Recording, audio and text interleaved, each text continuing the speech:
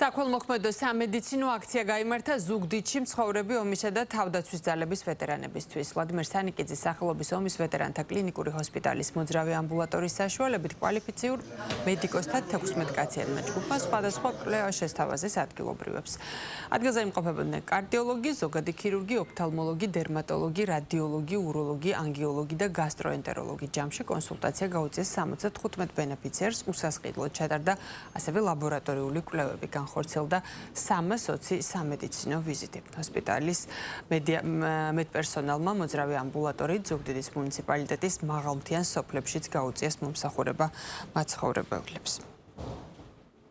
ჩვენი დღევანდელი მისია წარმოადგენს დაავადებათა პრევენციას ზუგდიდის მუნიციპალიტეტის იმ სოფლებში და იმ ოჯახებში, რომელიც მეტნაკლებად დაშორებულია სამედიცინო ობიექტებს, ხოლო მისია წარმოადგენს დაავადება პრევენციას, დროულ დიაგნოსტიკას, შემდგომი რეაგირების მიზნით. აქციაში მონაწილეობს თურქეთის მხარის მიერ გადმოცემული სამედიცინო ამბულანსი, რომელიც აღჭურვილია სრული სამედიცინო უზრუნველყოფით და ეხლა იგეგმება უშუალოდ მაღალმთიან რელიეფში, ეგრეთ წოდებულ საზღვრისპირა ზონებში ჩვენი ვეტერანების მონახულება და ადგილზე სამედიცინო მონიტორინგის განხორციელება.